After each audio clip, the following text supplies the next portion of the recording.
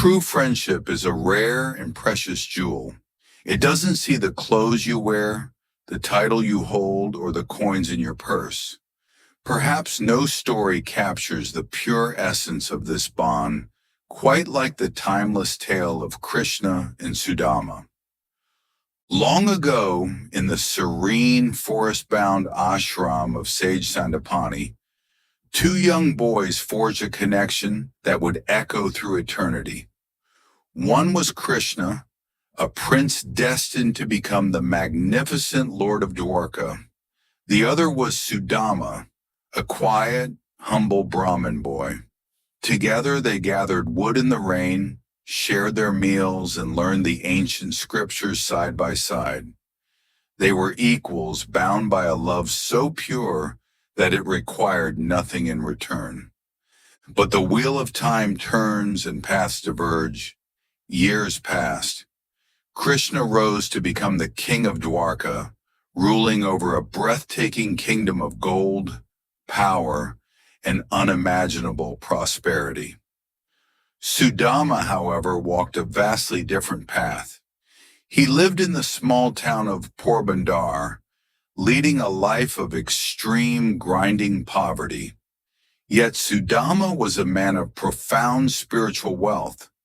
He spent his days in quiet devotion, perfectly content with whatever meager offerings the day brought.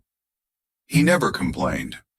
However, the pangs of hunger are a heavy burden for a family to bear. Sudama's devoted wife, Sushila, watched with a heavy heart as their children went to sleep, hungry night after night. One evening, unable to bear the suffering of her children any longer, she approached her husband. She didn't ask for riches or jewels. She simply reminded him of his old friend. "You speak so fondly of Krishna," she said gently. "You say he is the Lord of the universe and a true friend. Why don't you visit him? Surely seeing you will bring him joy, and perhaps he will help us in our time of desperate need." Sudama hesitated. The thought of leveraging a sacred friendship for material gain deeply troubled his soul. He could not fathom going to his beloved Krishna as a beggar. But seeing the tears in his wife's eyes, he agreed, not to ask for wealth, but simply to see his dearest friend once more. "But how can I go empty-handed to a king's palace?" Sudama asked. "I must take a gift." Sushila, resourceful and determined, went to their neighbors. She begged for a few handfuls of flattened rice, simple poha. It was the humblest of offerings, but she knew it was Krishna's favorite from their childhood days. She wrapped the meager handful of beaten rice in a small tattered piece of cloth and tied it securely. With this precious, simple gift clutched to his chest, Sudama began the long, exhausting journey to Dwarka. Days turned into weeks as the frail Brahmin walked. His feet grew blistered, his rags covered in the dust of the long road. Finally, the magnificent city of Dwarka rose before him, gleaming with gold and towering spires. It was a sight of overwhelming grandeur. Trembling, Sudama approached the massive gates of Krishna's palace. The royal guards, clad in gleaming armor, looked down at the emaciated man in rags with deep suspicion. "State your business," a guard demanded, blocking the way. "Beggars are given alms at the southern gate." Sudama, with quiet dignity, replied, "I am not here for alms. I am Sudama. Please just tell your king that his childhood friend from Sandipani's ashram is standing at his gates." The guards laughed, unable to believe that this ragged beggar could be a friend of the Lord. But moved by the gentle, unwavering certainty in Sudama's eyes, one guard reluctantly went inside to deliver the message. Inside the grand court, Krishna was seated on his magnificent throne, surrounded by royalty and fanned by his queen, Rukmini. The guard approached and bowed low. "My lord," he announced hesitantly, "there is a man at the gates. He is weak and dressed in rags, but he claims to be your childhood friend. He says his name is Sudama." The moment that name left the guard's lips, the royal court froze. Krishna didn't just stand up. He leaped from his throne. The royal crown slipped, his silken robes dragged across the floor. But the king of Dwarka didn't care. He abandoned all royal protocol and sprinted barefoot through the grand halls, his heart pounding with pure, unadulterated joy. He burst through the golden gates and saw the frail figure standing in the dust. "Sudama!" Krishna cried out. He ran to his friend and pulled him into a fierce, breathless embrace. Tears streamed down the faces of both men.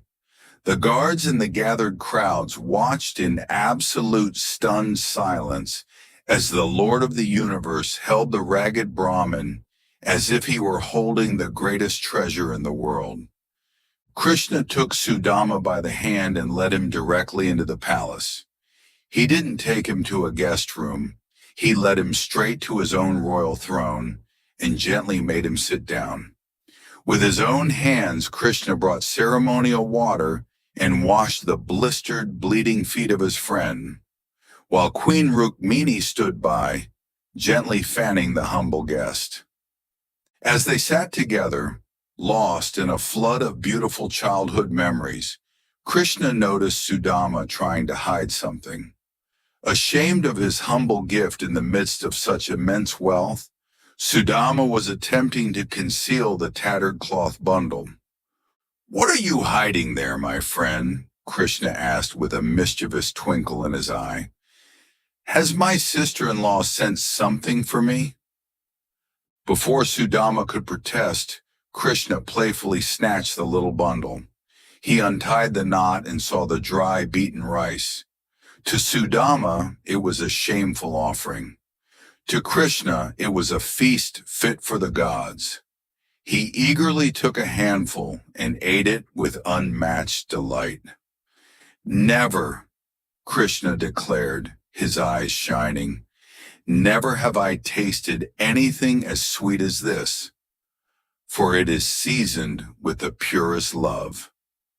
Sudama stayed in the palace for several days, surrounded by warmth and respect. He was so entirely overwhelmed by Krishna's affection and the joy of their reunion that the thought of his poverty completely vanished from his mind. When the time came to leave, he realized he hadn't asked Krishna for a single copper coin, but his heart was so full, so utterly at peace, that he didn't care.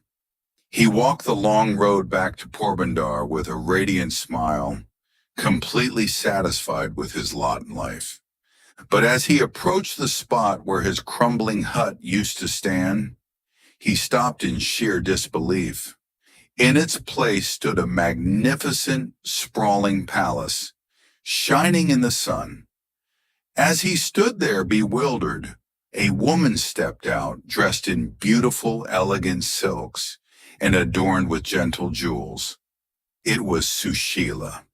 Her face was glowing with sheer joy. "Welcome home, my lord," she smiled.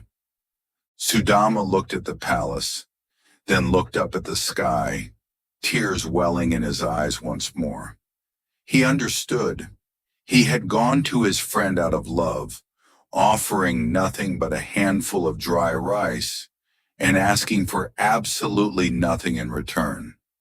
Yet the Lord of Dwarka had heard the unspoken prayers of his heart.